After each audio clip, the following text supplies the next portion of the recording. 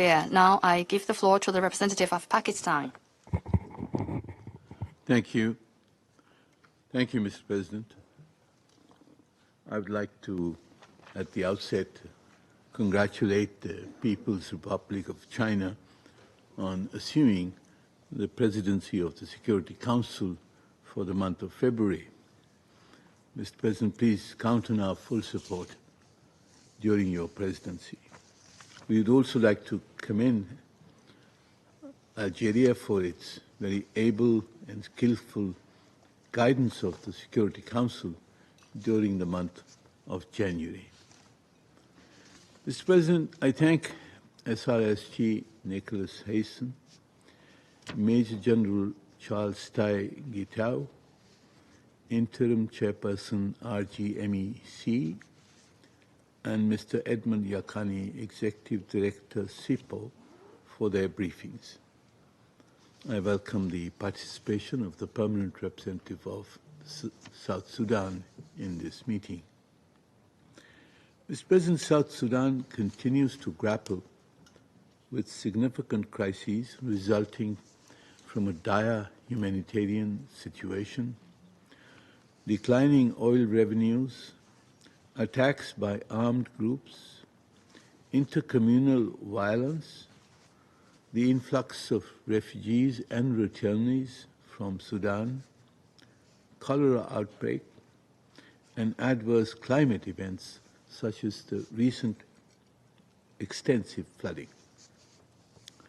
We acknowledge the progress in the implementation of the Revitalized agreement, including the reconstitution of the RJMEC, the passage of key legislation such as the Truth, Reconciliation and Healing Bill, the Compensation and Reparations Authority Bill, and the establishment of the National Constitutional Review Commission and the National Election Commission.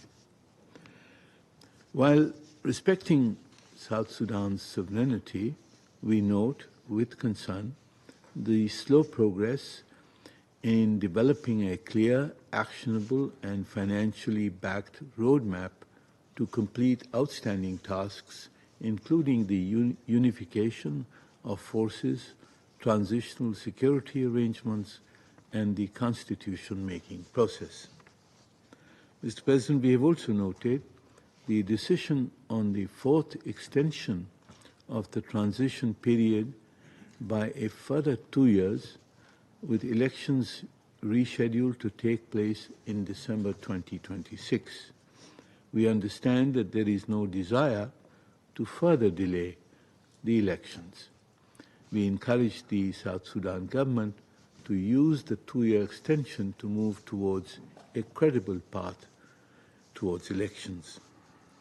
Mr. President, we express our full support for the tsunami process and commend the African Union High-Level Ad Hoc Committee on South Sudan, also known as the C5, and the Intergovernmental Authority on Development, IGAD, for their continued engagement with non-signatory actors of the Revitalized Agreement in the collective dialogue to maintain the opportunity for inclusion and confidence-building measures.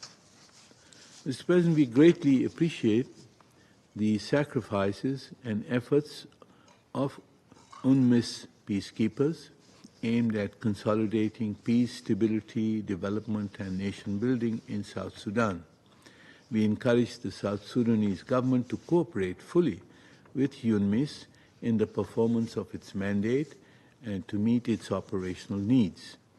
The deployment requests by UNMISS to the South Sudanese government to reinforce its ranks has been pending.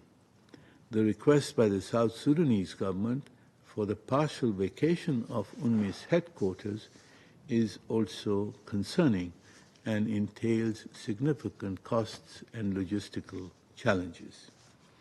UNMISS has been instrumental in supporting the government in electoral preparations, capacity building, community violence reduction by conducting over 15,000 patrols, assisting with mobile courts, and efforts to address human rights violations, coordinate flood response efforts, clear explosive ordnance, provide security for aid delivery, and most importantly, protection of civilians.